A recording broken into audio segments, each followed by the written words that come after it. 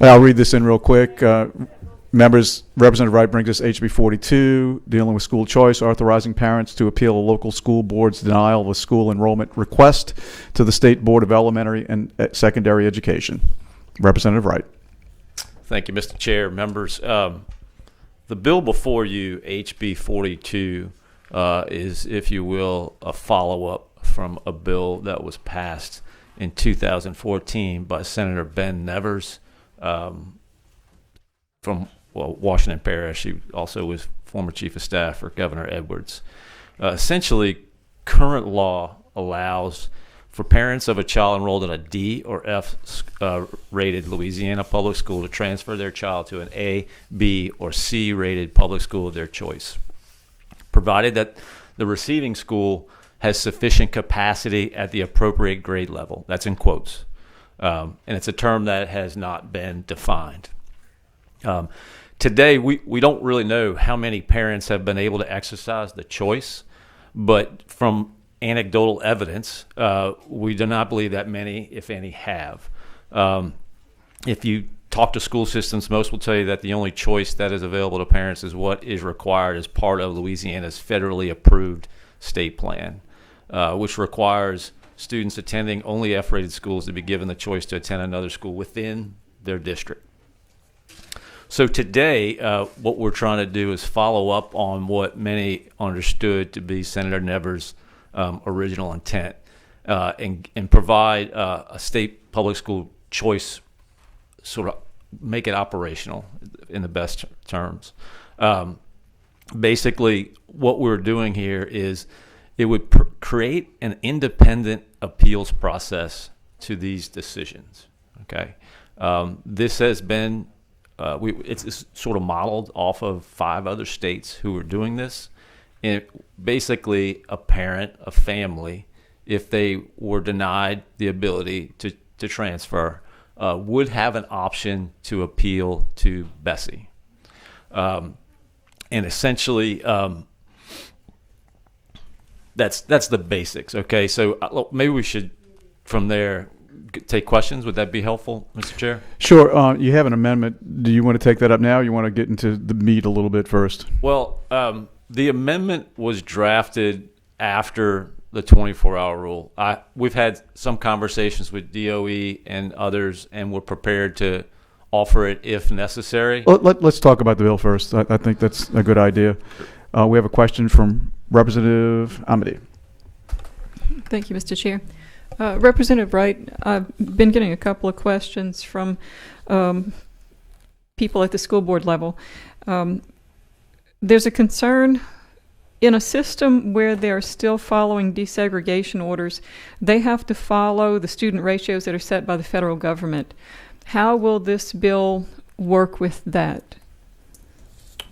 With the segregation, I don't think I could answer that specific question. I don't feel comfortable pronouncing on that. Essentially, I'd like to believe that Bessie would be able to take into account those types of answers or decisions, right? Well, that's really what I was trying to hear. Oh, sure, I assume that Bessie would also be aware of the orders that a particular school district are under when they make their consideration.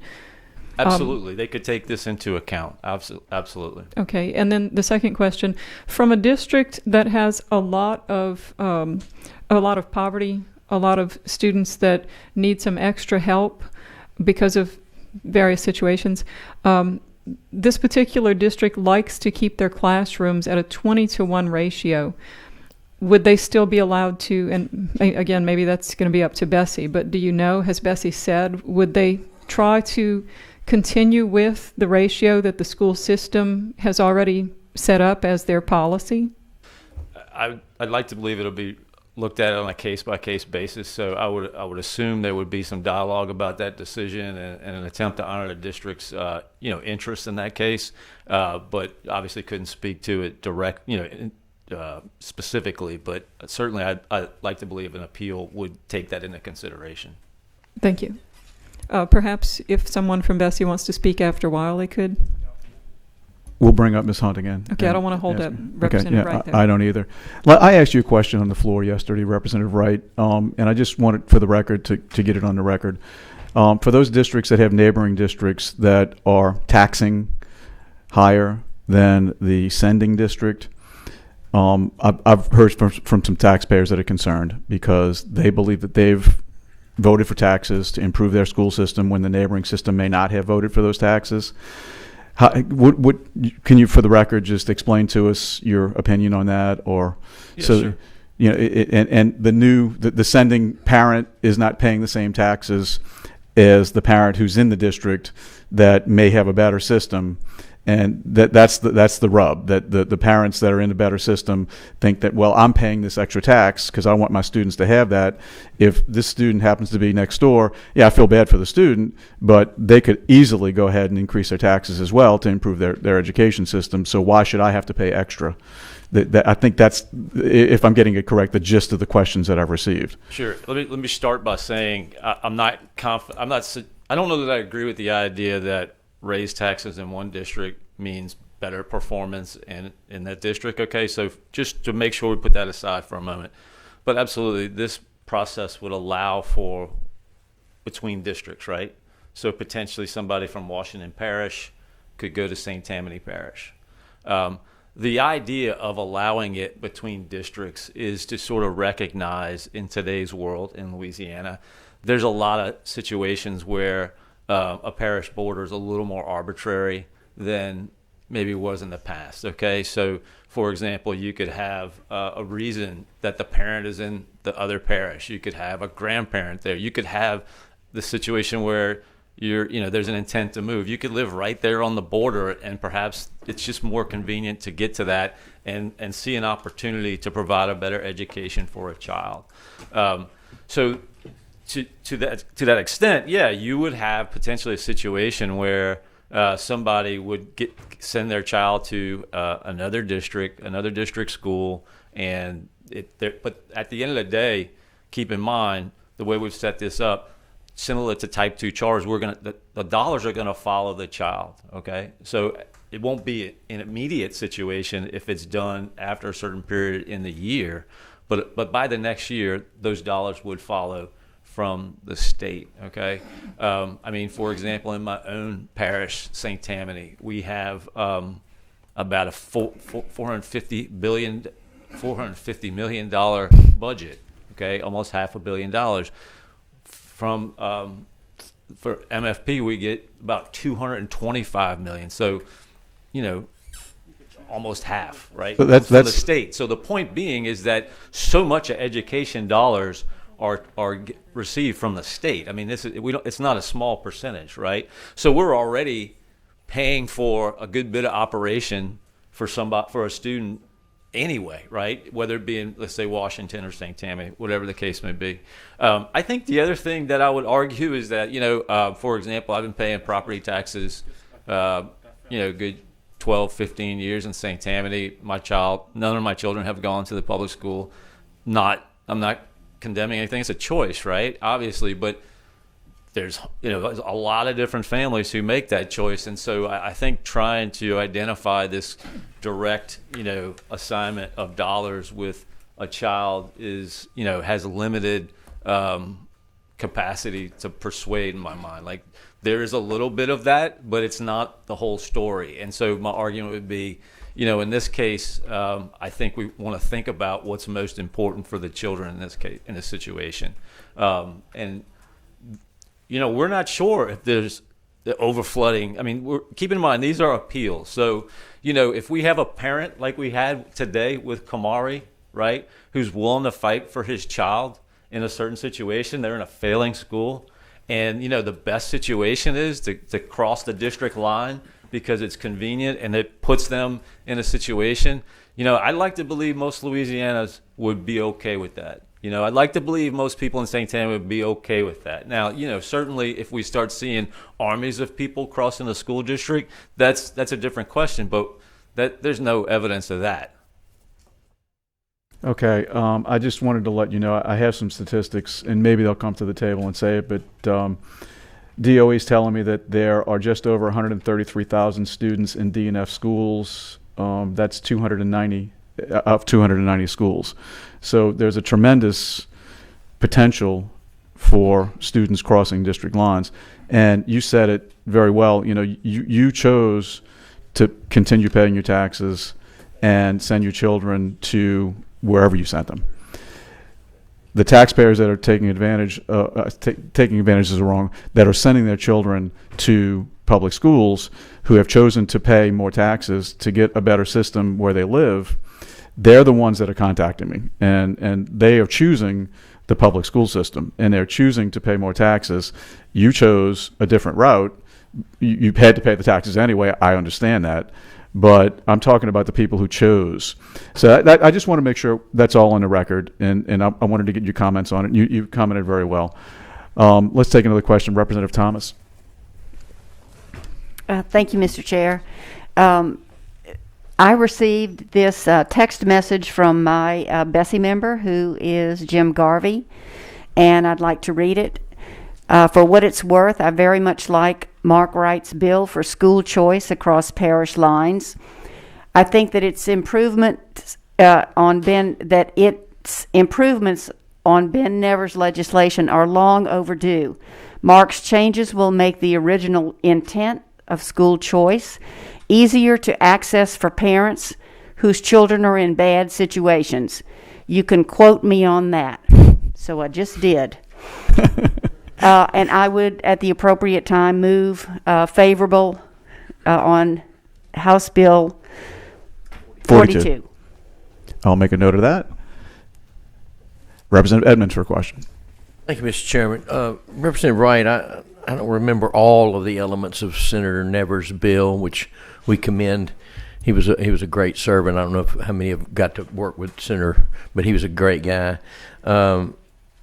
I believe that in the original bill, both the discipline issues and the segregation ratios were listed there, and those would if I remember correctly, and I'm pretty sure I do, that in the original bill that was considered an opportunity for rejection. So that it's covered in the original bill. I think I'm correct on that. I think Senator Nevers already took care of that. You're not changing any of those things to attempt on the ratios or any of those things. Is that correct? That's correct. Okay. This is simply an appeals process. Yeah. So as we've dealt with the parents earlier today, which we are so grateful, wonderful experience, there are literally, and thank you, Chairman, for reminding how many the stats are of what we're dealing with here. This is another intermediate sort of fix. This doesn't fix it all.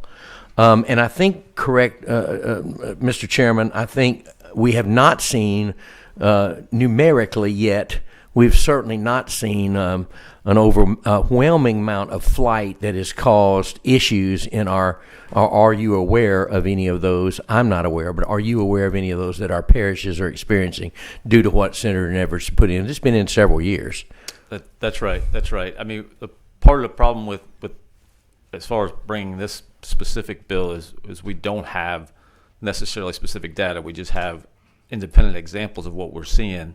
Having said that, I agree. I don't see this massive, shift of residents from one to another. I mean, I don't know about you all, but I place a lot of value in helping one family and one child in this state. So if this puts it, 10 children in the position to get into a better school because their father or mother is like we talked about earlier, willing to kind of fight for that opportunity, then I think it's worth it, right? Well, I have some emails of those, and we haven't chatted about this, but obviously we believe the most important person in a child's life and the person the most responsible is the parent or parents. No question about that. And I have some emails from families that because of the restriction of a district line, they're 10 miles away from a school of choice that is receiving an A or B grade, yet they are stuck. And it seems to me that this is a beginning step, another beginning step, sort of improvement over what Senator did several years ago, and it seems like that you're trying to move it in that direction. parental choice, better education, eliminating some of these that are on this huge number. I just commend you for getting us at least shifted in some of the right directions. Thank you, Mr. Chairman. Representative Brass for a question. Thank you, Mr. Chair. As we had a conversation, Rep, I definitely commend you for bringing this far. I do have some concerns, after talking with some of my local superintendents and officials throughout the river parishes. And I guess one of my biggest concerns is I just see it as a measure where we're adding additional bureaucracy into, the process, ultimately what we have in place now.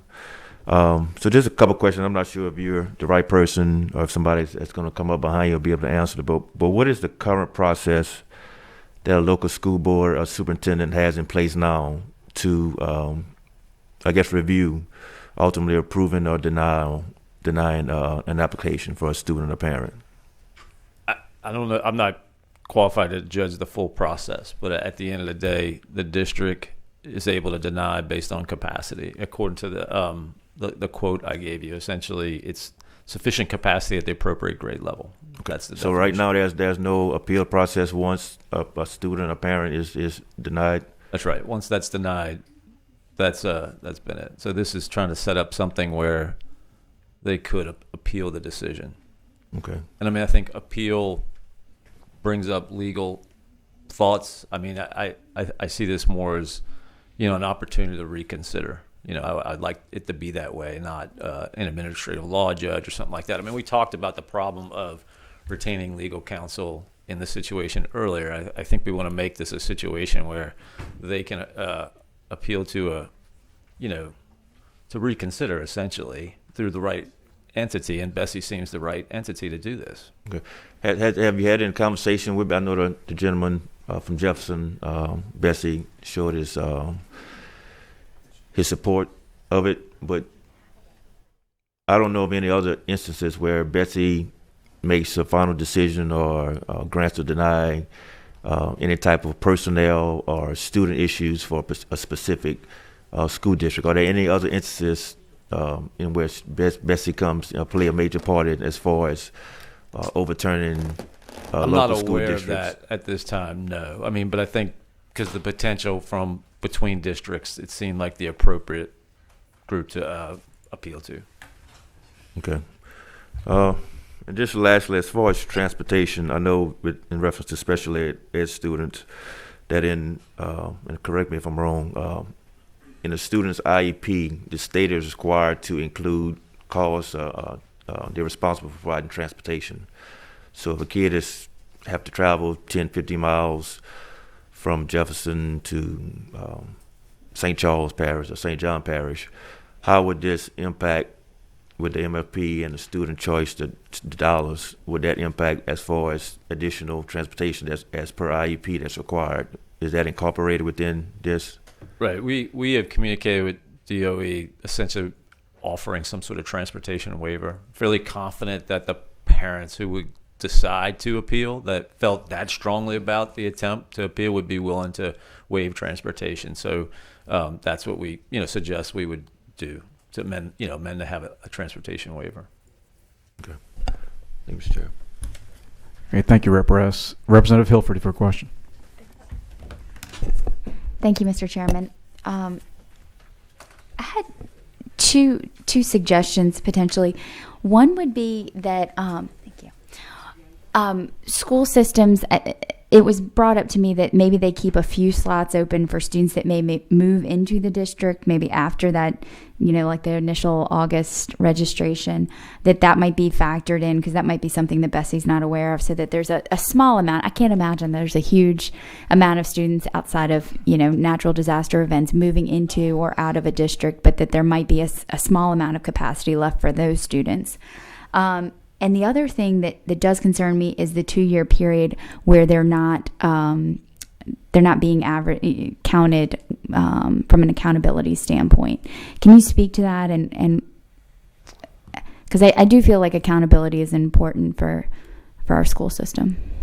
Right. I think first off, as far as the capacity is concerned, I think one thing to keep in mind is, I mean, how many times do we hear about people buying homes and looking in areas where the school district is good? You know, I mean, people make housing and where they live decisions based on this stuff. So, you know, you could easily see this being a situation where a family, like, they're trying to get out of that school, get into another one, and it's very likely they're going to follow and move there, right? So, I think my comment to that was just that if that student's family gets transferred or moves in March or something, that student who's now living in that district have a spot, so that there's a small amount. I don't think that's a huge number of students that are in that case. No, I totally that agree. little bit of capacity be allowed.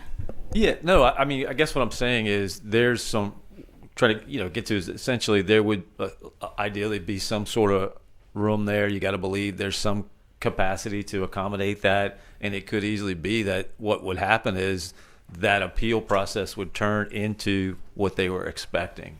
You know, But if in the beginning of the year, I'll just say this though, if in the beginning of the year the capacity's been met with students that are transferring, that could become a problem, right? If so, you know, the student moves in March, their neighborhood school is at capacity at that point. I'm just saying that we just allow. I don't think it's many students that little bit of capacity be taken into consideration. Sure. I mean, I think we're not going to tell Bessie how to make the decision. I mean, as far as I'm concerned, this is just a third party, the appropriate third party. Other states do this.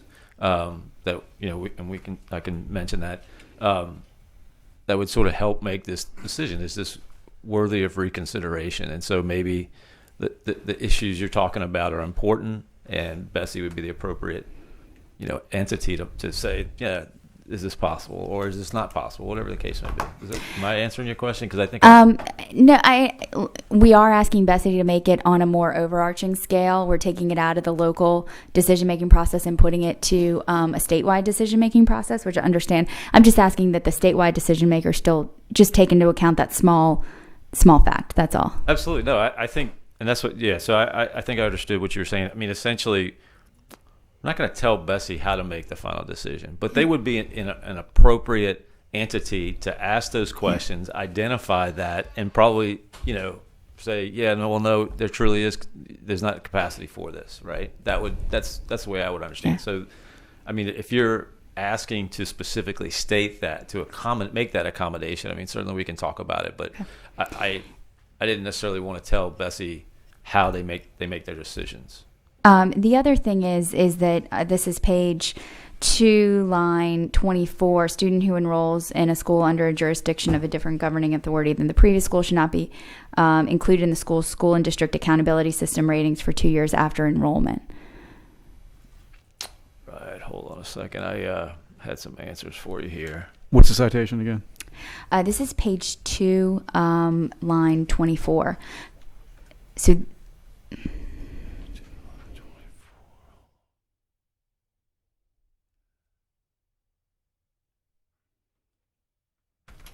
And I guess my question to this would be, if the student comes in at how is that accountability factored in? And if you can help me understand this, if a student comes in at one grade level that's maybe 3 grade levels behind, and that school in 1 year moves them up 1 or 2 grade levels, I mean, that to me would be seen, even if they're not brought to grade level, which obviously is what we would hope for, but if there's progress made, how does the accountability system, this is probably more a question about the accountability system, how does that work on that end?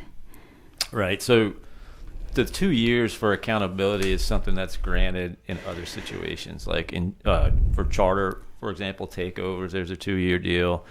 Kids in the voucher program get 2 years. I think it's just an accommodation to the school that if you bring in someone who has been in an F school, right, that we're not going to hold it against you, if that makes sense. Yeah, but if in 2 years that child has not made progress, I think we as a state would want to know that for that child's sake. Sure.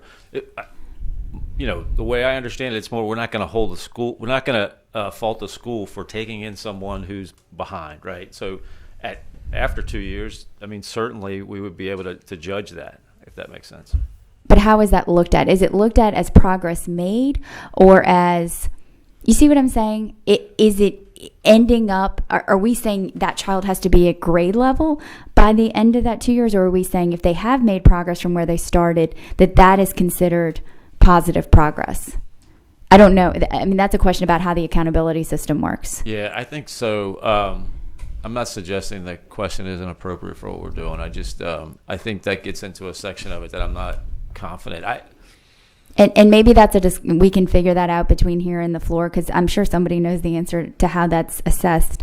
But certainly for the benefit of that child, if that child came in at a certain level and 2 years later is at that same level, then we really need to look at what's happening with that child and understand it. And if we're saying that they don't count towards the school accountability system, then I don't know what happens in that case. That's all I'm asking. No, understood. And I do support this bill.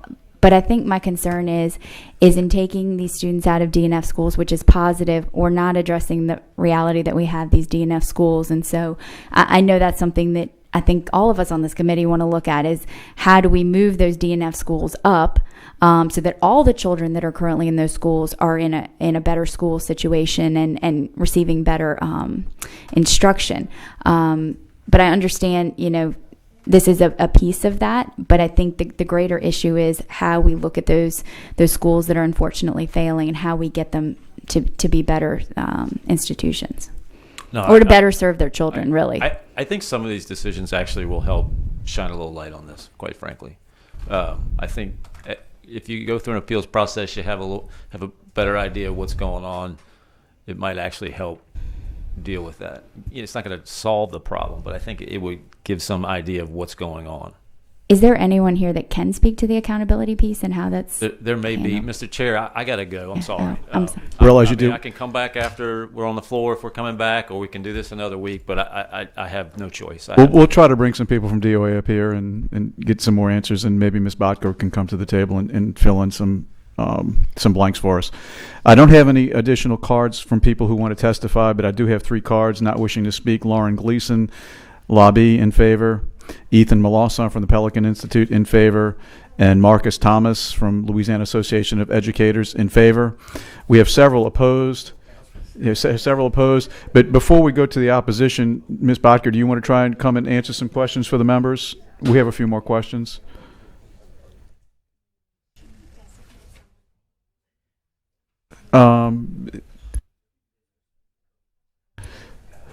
And please introduce yourself, and we're going to need you to fill out a card when you get a chance. I did. Oh, I didn't receive It's it. in the green pile. It's okay. Kelly Bacher, American Federation for Children. So I asked him to bring this bill. And the accountability issue, the reason we put in the 2 years is because type 2 charter schools, when they are taken over by the local districts, or if local districts take over through the chartering process, an underperforming school, they get 2 years where there's not an accountability label. So they get a score, the students still progress, we still measure how the students are doing. However, we just assign them a T. The same thing happens in the scholarship program. So when you first enter the scholarship program, you have 2 years where you do get a score, but there aren't consequences for the student scores. So we just thought, as a way to help districts that may be taking kids across district lines, it would be in their best interest to still get scores. We still would monitor the kids' progress. We just wouldn't count those scores towards the accountability system for that school for the first 2 years. After the first 2 years, then they obviously would count like any other regular student.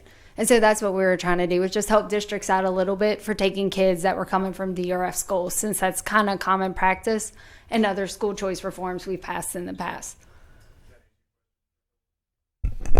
You still on? Yes, thank you. And if you need more details, Yes. that's Department of Ed. That's all I can give you. No, that's helpful. Thank you. Okay. Representative Freiberg for a question. Thank you, Mr. Chair. I think my questions are probably going to be for the Department of Ed. But while somebody from the Department of Ed comes up, I have a question. I do have a card from Joan Hunt and from Dr. Leger. Okay. Would one of you mind coming to the Joan table? might be able to answer this. My question is, For informational purposes.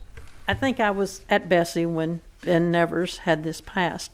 If you're in a district that it borders another and you want to send your child to a school in the other district, they can't just say, oh, I want to go to Baton Rouge High School, can they?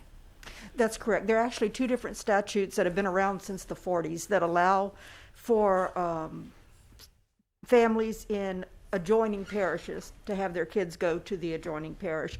One requires the two school boards to agree, and the other requires the two superintendents to agree. So that's already in place that can happen. But a parent can on their own decide to do that, no. But they can't say, I want my child in a particular school. Correct. That's correct. It would be, I want my child in an A, B, or C school, correct? Correct. Okay. Does anyone know, now, when I was with Bessie, I don't think this got used very much at all. Does anyone know whether people opt to use this from the department? I do not know. You're going to be up here in a minute, yeah. I wasn't talking. I was talking to Danny. That was my question there, and I appreciate that. I will say, like Rep. Thomas, my Bessie member and my constituent did text me this morning in support of this bill. So, thank you. Oh, you're welcome. Thank you, Rep. Freiberg. Rep. Phelps for a question. Wait, Ms. Hunt, if you wouldn't mind staying at the table, so you can probably fill in some more gaps for us while Rep. Wright isn't here. The first one's, I'm sorry, I forgot your name, with the, just of knowing the author, what y'all are trying to do with the bill. Is the request to transfer just on capacity only? I mean, the denial? In the 2014 law, there's lots of things, DSEG, et cetera, that stops a child from being able to transfer. This only deals with that piece of the law with capacity. Okay. So if a child is denied for solely capacity purposes only by district, then they could go and appeal to Bessie. Okay. And Bessie can still deny them based on that appeal if there's truly not capacity at that school.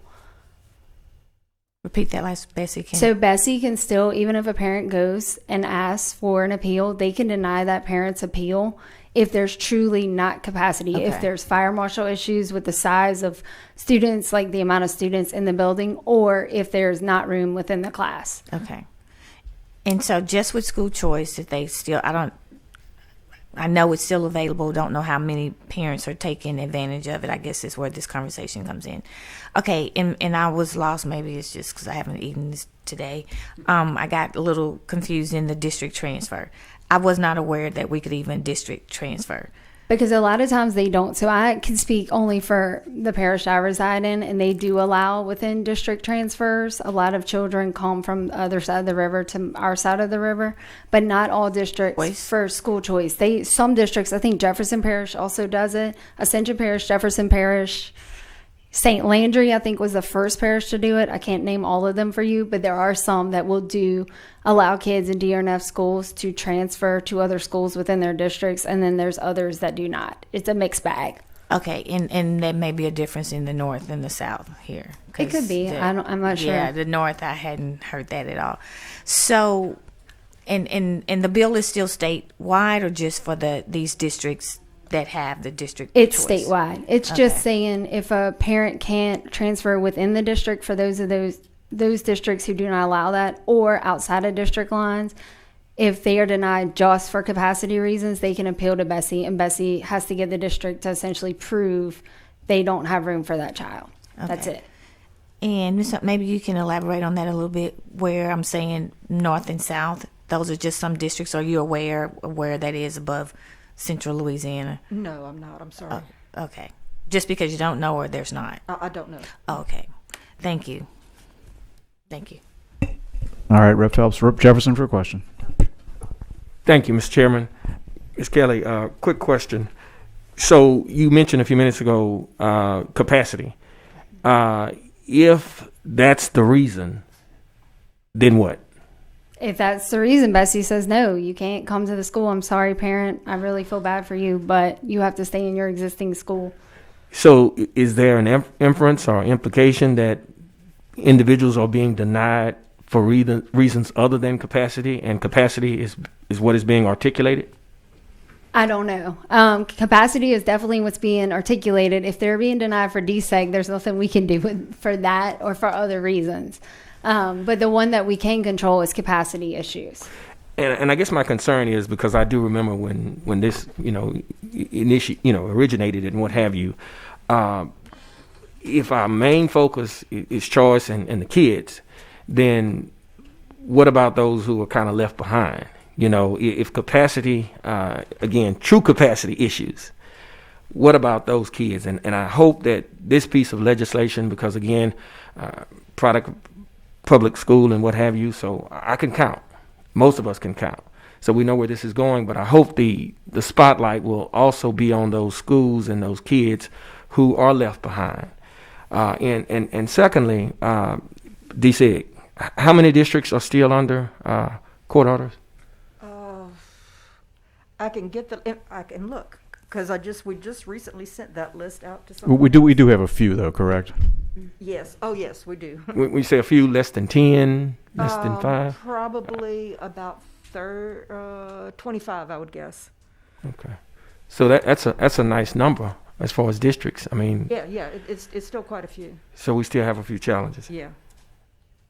And someone intimated a few minutes ago that there are 133,000 in CD. That's what the department told me, yes. Okay. Yes, that's my understanding. So have we done a comparison regarding that 133,000 versus what's available, the capacity? Because we may be, again, passing something, but we're kind of the dog wagging, chasing its tail. If it doesn't exist, we passed it.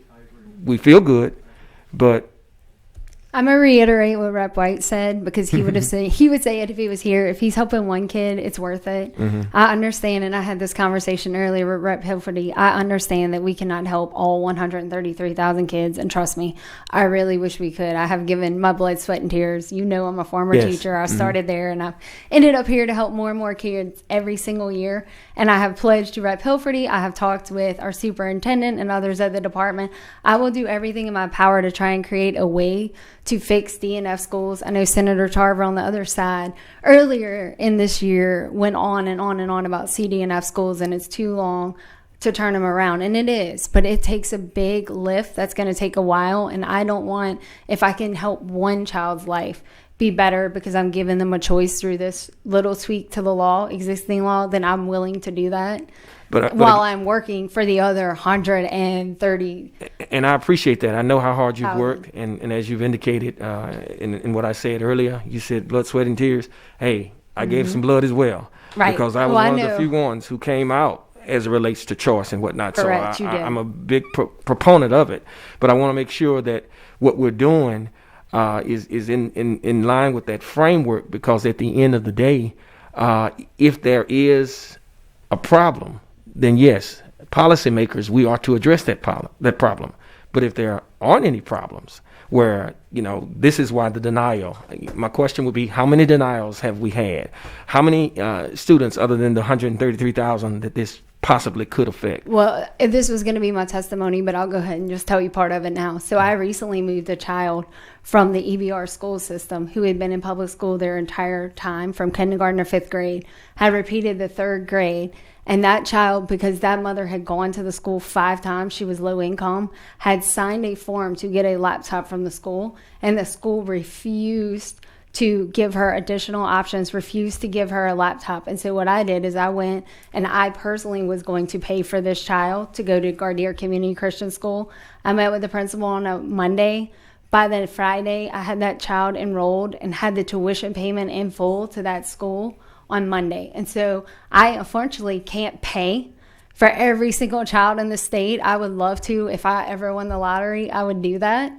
However, the only options I have is to try and pass laws to help kids little by little, because I'm seeing it every day. And it breaks my heart because I don't have the means to pay for every kid, just like you don't or anyone else. And so I sit here I before sure you don't. asking for... I'm a public servant. I sure don't. I'm doing the best I Right. can. With I mean, you are. And so I think there's not a one size fits all in education. We've always said that. And so I think you have to have multiple facets of school choice in order to meet the needs of as many kids as possible. 130,000 kids. I'm appalled at.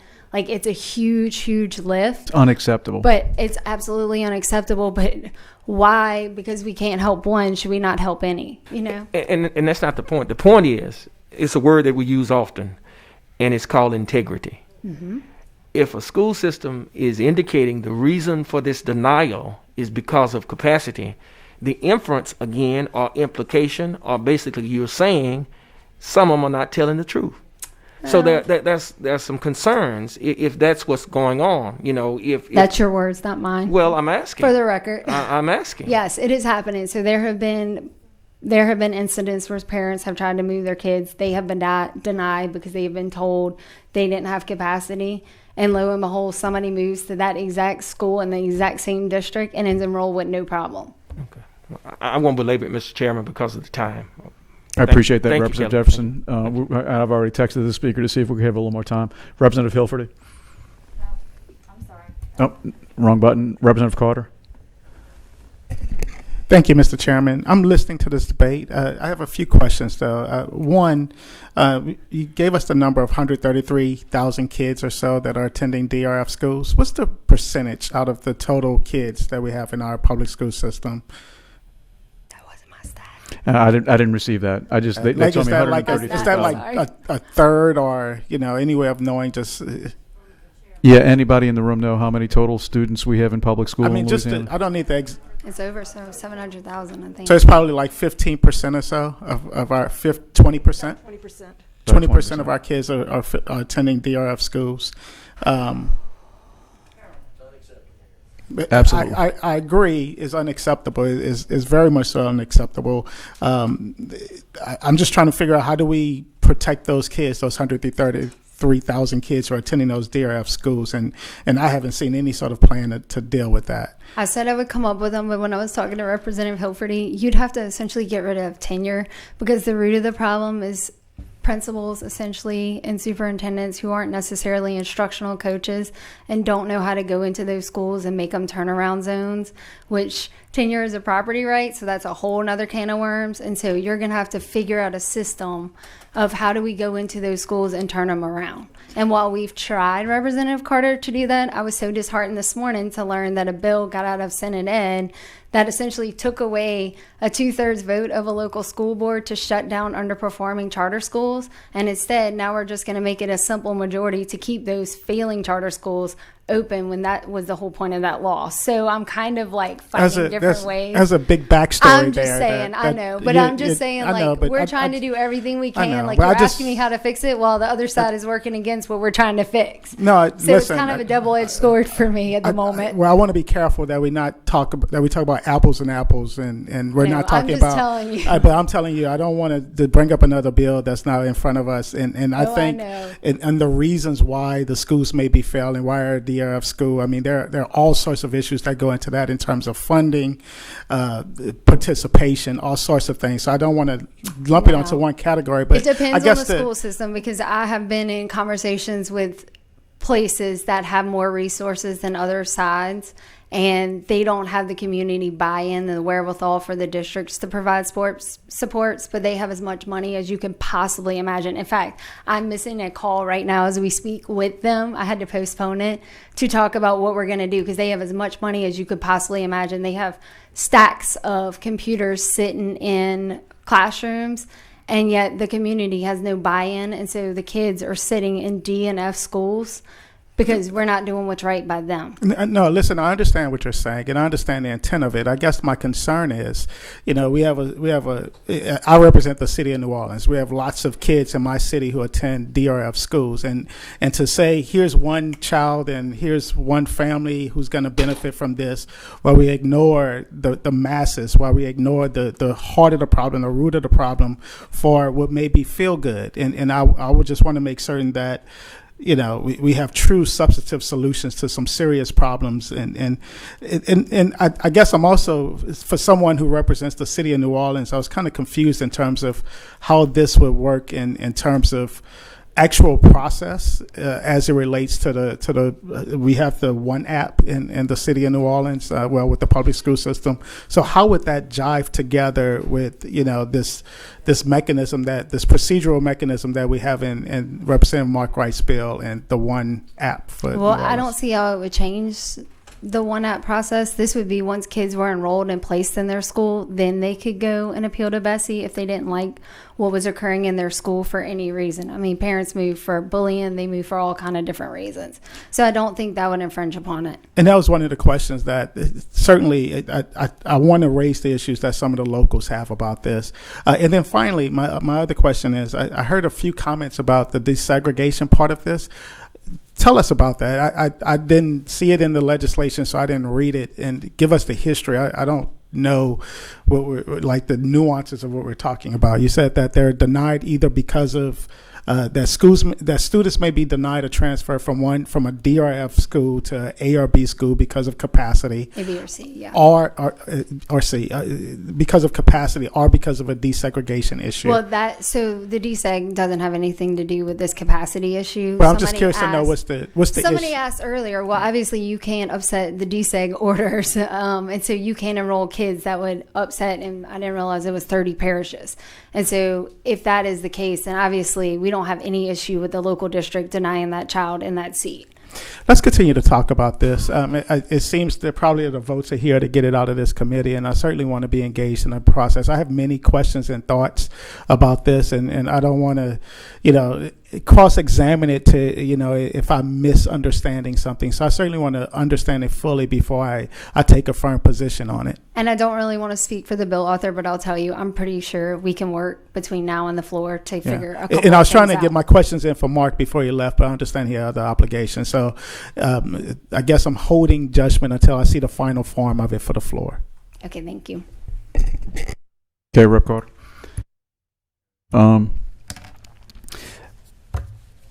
We have no more. Oh, and I don't have a card for you, Kelly, if you can fill Well, one what out for happened him. to it? I turned it in. I I'll don't find know. it. It's okay. Thanks, I appreciate that.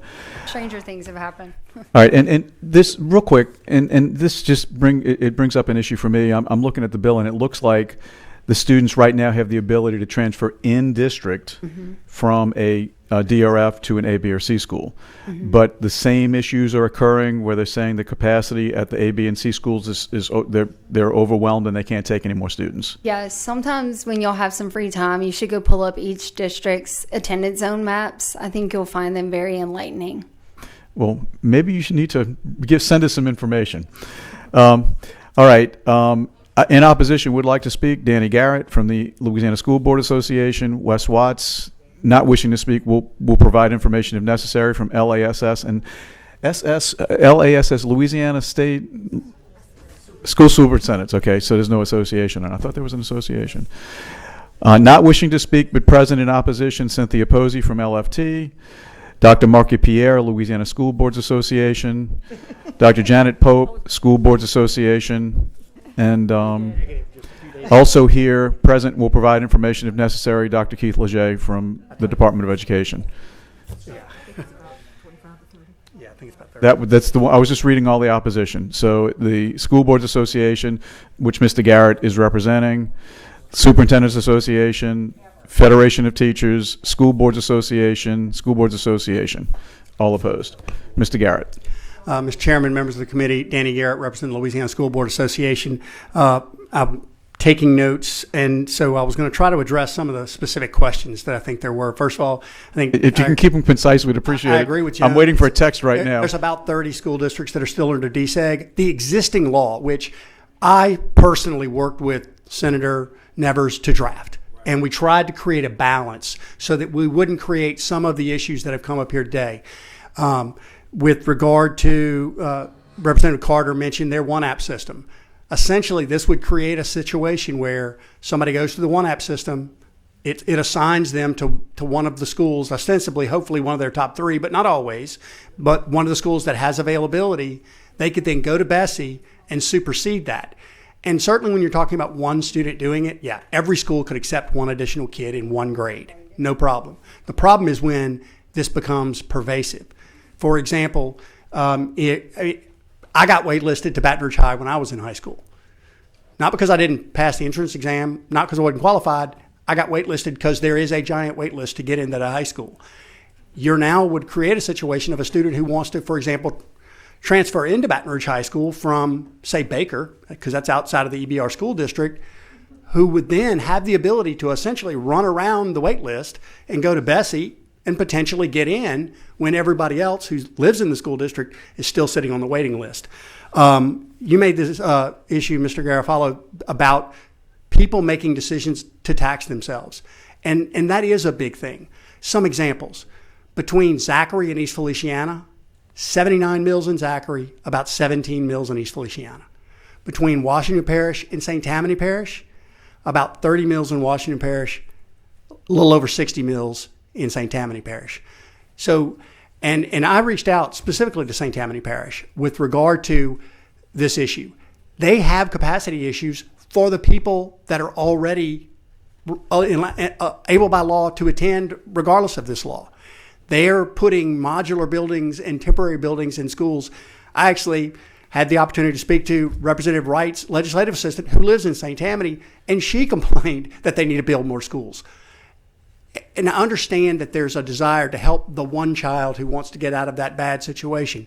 But when you make a fundamental change to this law, which was very considered in the way it was structured, you essentially, by shifting it to Bessie, Representative Hilfer, you brought up, the capacity issue at schools is a very local decision. For example, if a school district knows that there is a subdivision being built a mile and a half away from a school that's going to have 200 houses in it, they have to think about that when they set up the attendance zone for that school, because those are going to be taxpayers in their school district that they are obligated to take. Every one of those children that comes to the door has to get in. And I think that the way the bill was originally drafted and with the protections in it to keep those problems from happening, I think that's the situation. Now, I can tell you, when this was drafted, we knew about those other laws that permitted this, and districts have been doing it. I mean, I talked to superintendents at the time, and they were like, yeah, if there's a special circumstance and we work a situation with the adjacent school district to make sure we're not asking our taxpayers to supplement the education of some other taxpayer's child, that we've worked it out. I know West Feliciana does it on a regular basis. But they work it out when they can work it out. To have it go to Bessie where none of that local stricture, none of those local officials are actually making the decision, I think potentially creates a problem for all of this. I honestly don't know what Bessie would do if they got appeals from 100 students from outside of the East Baton Rouge Parish School District to be admitted into Baton Rouge High. I don't know how they would handle it. I mean, are they going to have a lottery themselves? Are they going to say, well, we found you have capacity for 5, so we're going to make 5 in? I know in EBR, there are kids that don't get in from one zip code when they have availability from another zip code, because one of the ways they've done it is to make sure Baton Rouge High is open to everybody in the school district, and they have capacity limits per zip code. This is how many slots we have there, so that all the kids don't come from 3 or 4 zip codes in the school district. I think this would disrupt all of that. It's not that everybody wants kids who are in difficult situations to be in better situations. I just don't think this is the way to do it. And we just wanted to bring that to the board. I thought it was interesting. He mentioned that St. Tammany, the state provides almost half the funding. That's very telling, because the whole point of the MFP, at least the historical notion, was the state was going to provide 65%, the locals provide 35%. It's that 60 plus mills that are being charged in St. Tammany Parish that allow for them to pay to provide half of the funding for their school district, not 35%, but more like a smidge over 50. And those are issues I think that would be impacted dramatically by this legislation, and it may seem unfair if somebody's right across the line, but that's what those lines are. It's where the lines are for taxes. It's all the lines are for a lot of things. Nobody's looking to deny a child, but we also have to be cognizant that there is a school district, there are local constituents, local taxpayers, local families, and they need to be taken into account as well. We would just ask the committee to take that into account. LSBA is opposed to the bill. I'd be happy to try to answer any questions. And for a question, Representative Hilferty. Thank you, Mr. Chair. I think the concern, and you mentioned capacity, the concern is that from talking to Ms. Botger, it appears as though there are some of these decisions being made when there is, in fact, capacity not related to a new subdivision being built or whatnot. So if that is the issue, we certainly do not want that student being denied because of race, gender, income limit or something. So there is an issue out there, apparently, that has been experienced with these students not being denied because, oh, we have a new subdivision being built. Oh, we need to keep a very small capacity open for students moving within the district. But it sounds like there may be some other rationales being used. And that's concerning. We obviously want, if that child is looking, we want that child to have a fair shot and not have certain other external factors used against them. And I have absolutely no evidence that has happened anywhere. And I think Ms. Bachner said the same. Now, is there a question of, well, you really do have capacity? That's why I say, look, you could put one additional student in any grade of any school. I mean, you could do that. If you had 30 kids in the class, you could put 31. If you had 20 kids in the class, you could put 21. But this bill is not about one. This bill opens it up. And again, I don't know what Bessie would do. Is Bessie going to have to decide, well, we've determined that they have capacity for 5. So of the 100 of you that came and applied to go to Mandeville High School or to go to Baton Rouge High School or to go to Zachary High School, we're going to let you 5 in and you 95 not. I think every school district is required by the law to have a policy on how they implement this act. And I pulled, and they do. And they normally set forth how they determine capacity. And it's usually based upon the optimal capacity of the school building, which they knew when they built it. They also, a lot of districts are utilizing the notion that if they've already had to add temporary buildings to a school site, that school's at capacity. Because it is. Because you're not adding temporary buildings out in a field adjacent to a school if you have plenty of capacity. And so they already have those policies. And look, as a lawyer, my view would be because this says a parent may enroll their child if these things are met. If a parent believed that the school district was just lying to them about capacity, they could file a lawsuit. A judge would make the school district come in, the parent come in, and I'm pretty sure the school district would have to come up with, this is how we came up with, we had no capacity. And I know people don't like lawsuits, but as a lawyer, I think it's the way we stop from going out in the street and somebody yelling, draw. And it's a whole lot more discreet and exact addressing of a specific issue rather than a wholesale change on how the decision is made to implement this law. And I think if anybody had that specific item, Ms. Cusimano looks like she would be the one. I think she did a very good job here. And I think that would be the way to solve individual circumstances. But I don't think that changing the whole way this law works is the best way to do it. No, I understand. And I certainly did not mean to make any accusations to anyone, but certainly we want to make sure our students are being treated fairly and make sure that's ensured. Thank you. Representative Carter for a question. Thank you, Mr. Chairman. Listening to you, you almost pushed me the other way. Let me ask you this. Does the School Board Association has any plan or anything? Like, how do they deal with the 133,000 kids who are attending these DRF schools? One of the things that we have been doing for years was trying to make sure that we had the appropriate funding in those schools to keep up. As you are aware, every year we've asked for that 2.375, increase to, or 2.75 increase to MFP. We have failed in being able to convince the legislature and Bessie in some years to do that. No, I agree with you that funding is certainly needed. And it's interesting because if you will look, I mean, there's a reason that,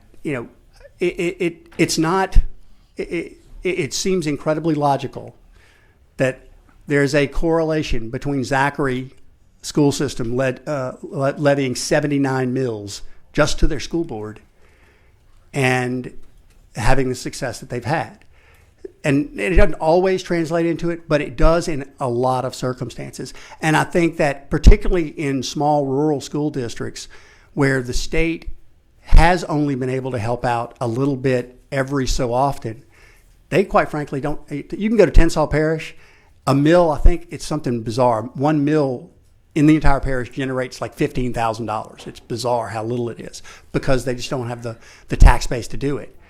But I do think that's one of the issues that we have tried to strive for. Well, my only concern with hearing your remarks is like if there's a kid in Bogalusa and whose parents want to send that child to school on the North Shore of St. Tammany, and a reason to deny that being the different tax bases of between Bogalusa and St. Tammany, I just that's not good reason to deny a kid the opportunity to go to a good school. I think my concern is, I want to focus on, I can get it if we have 1,000 or 2,000 kids in the state of Louisiana going to DRF schools. How do we go surgically and find those kids and save them?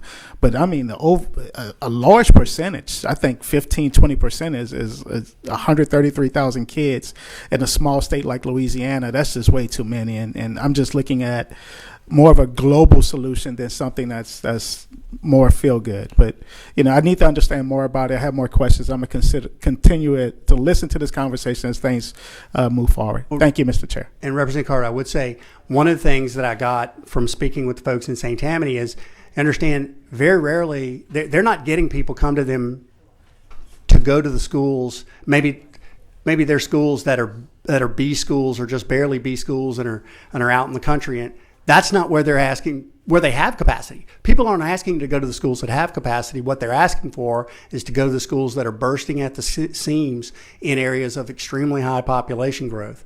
And people want to send their kids to. Nobody's being denied because of the percentages of the millage rates. I'm just saying that what's happening is capacity is what it is, and you tend to have extremely high capacity issues at high performing schools. Representative Garofalo, you made the point. Parents oftentimes, and I know my parents did it when they were young, is they say, well, look, there's the attendance zone for that really good school. Let's try to move into there if we can. And as people do that, increases the capacity of that school.